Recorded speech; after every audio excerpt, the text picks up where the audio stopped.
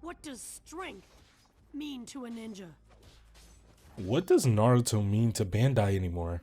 It's been years since we got something really new. We can take a look back to the Ninja Storm series and see how beautiful Naruto was. We as fans were just so used to the Ninja Storm style. And when we got introduced to Shinobi Striker, it changed us. It changed things in the Naruto gaming community. I think it made it not bad, but definitely not good.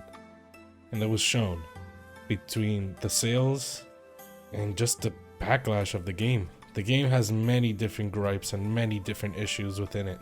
And unfortunately, it begs the question if we'll ever get another Naruto game. Or will Shinobi Striker be the last thing, the nail on the coffin on this franchise?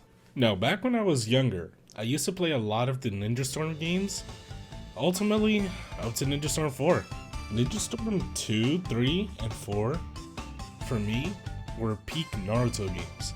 Ninja Storm 1 was always a classic, and it had that free roam vibe to it, and it was almost felt open world, but it wasn't. This ended up getting nerfed and nerfed throughout the series, where it almost felt like they were ripping parts of the game out, or even to a sense just adding things. The Naruto canon wasn't there anymore, and instead we got a vaster plane to walk through. Now this was technically after the Pain arc, so Naruto Ninja Storm 3 just it felt a little bit more bigger, but yet more empty in a sense. And then we got to Ninja Storm 4, and Ninja Storm 4 was pure story. They removed the open worldness of the game, and essentially what we got was a masterpiece. And from this masterpiece, we got something very legendary.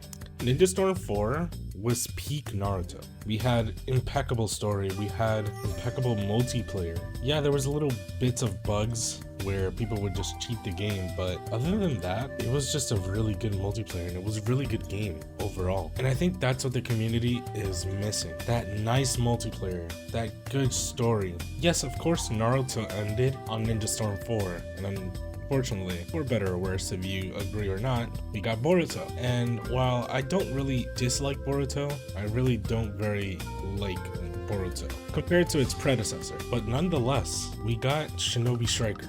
Now, Ninja Storm 4 held up high stakes and high hopes in fans looking for the future of Naruto games. And that's where Shinobi Striker kicked in, and it fell face first, and it slammed the door, and it shat on the floor on the way there.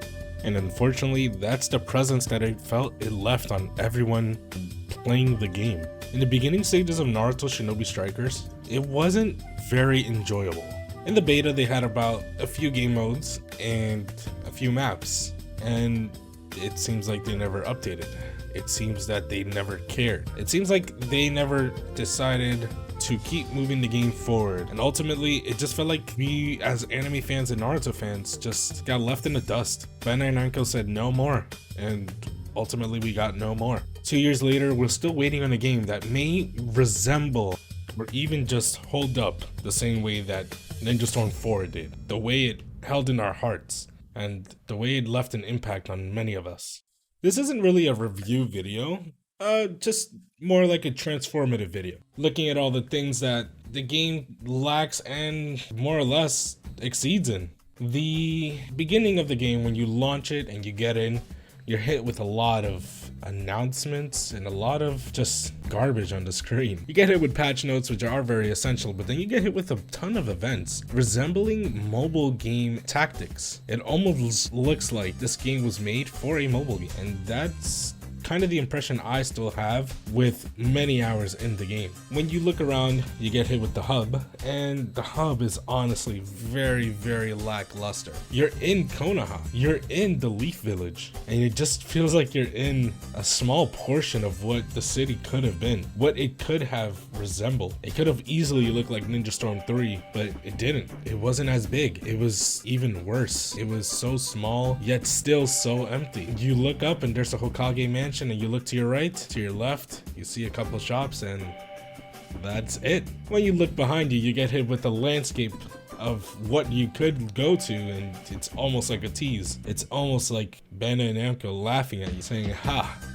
You paid money and you see from the garden, but you just can't hop over the fence. And it's ultimately that which leaves that really nasty taste in your mouth. It's almost very, very, very bittersweet. From there, you move into the VR missions, which you're guided to, and it's almost lackluster as well.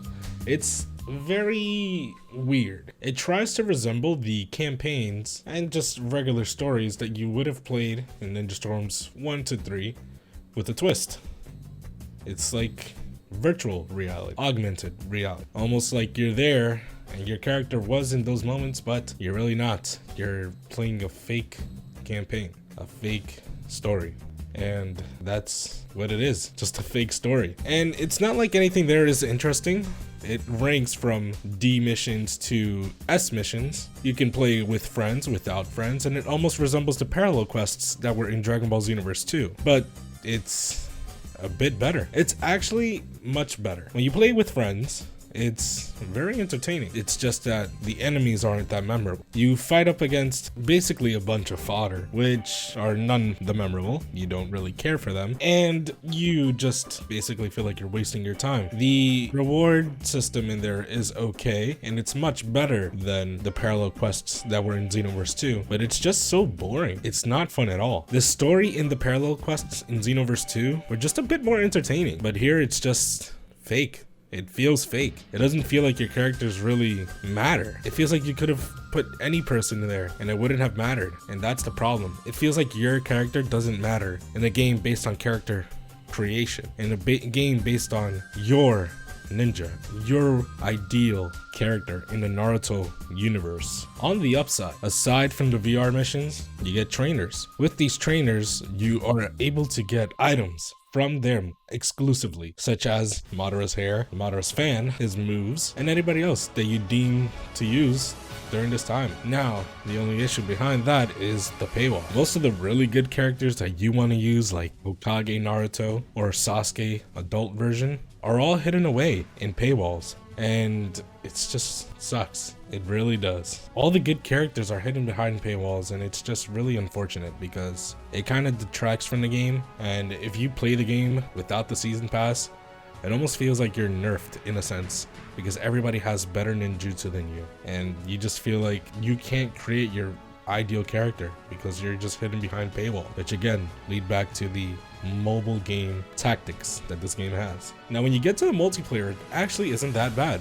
It's actually pretty fun with friends. With friends, this game is amazing. It's almost a completely different game. It's so much more fun with friends that when you're playing online and you're winning, it feels like you're on top of the mountain. It feels like you and your team are so well coordinated and so much better than the other team just because you have one key element that you don't have when you're playing alone: communication. The lack of communication you get when you're playing by yourself is very detrimental to the team. It almost feels as if you're handicapped so much harder in a sense because of the fact that you cannot communicate with the people next to you. You can be getting 3v1'd on and it'll feel like the lowest of lows. It'll feel as if you're getting stomped out by the enemy, literally. And it's just so bad. But that's the problem. It feels so bad when you're playing by yourself. You need a group, and if you can convince 3 people to play this game with you, you can probably sell anybody anything, because getting 3 people to play this game with you is a hard mission, especially in 2020. It's not like 2018 where this game came out and you could have gave it a chance. Even though this game was probably $5, maybe $10 in Steam right now, you probably wouldn't convince them to spend money because it's just so bad. Unless you get the season pass, which is another maybe $5 to $15, it's not worth it. And the season pass itself isn't worth it because of the fact that you might get characters that you don't even like. You might just end up being more happy paying separately than altogether. But ultimately, this game has a lot of potential. It just doesn't have the people behind it. Bandai Namco just doesn't care anymore. It's over it. It's on to the next thing. It's 2020. They're looking at games like Fighters and they're seeing the success in that, and they're seeing Jump Force, and they're seeing how the community kind of just doesn't care anymore for it either. We need another game, and us Naruto fans are starving. We are in need of something critically good. We are in need of a really good game. We are in need of a fighters type of game, and maybe, just maybe, Bandai Namco has it in them to develop that kind of game and give us a Naruto Fighters. But when that time comes, And if that time comes, we'd be damn sure that the Naruto fanbase will be behind him, because we're waiting patiently like a pack of wolves for the next big thing to catch, and hopefully we get there. Yo, so I hope you guys enjoyed the video. As crazy as it seems, this is my first video and hopefully more to come. I know that things may not have gone smoothly in that video, and I'm also kind of doubting myself and see if I should actually put this out. I did spend days on it, but I hope you guys really did enjoy. If you guys are interested, I do have a Twitch channel where I stream variety types of games, I guess. Mainly just new things that come out and things that I enjoy playing. Some of them do include anime games, and I hope you guys will be willing to join and just partake in stupid fun in my streams. And yeah, I don't really know how to end this, so I'll just say if you make it to the end of this video, type in the comments banana apple juice. See ya.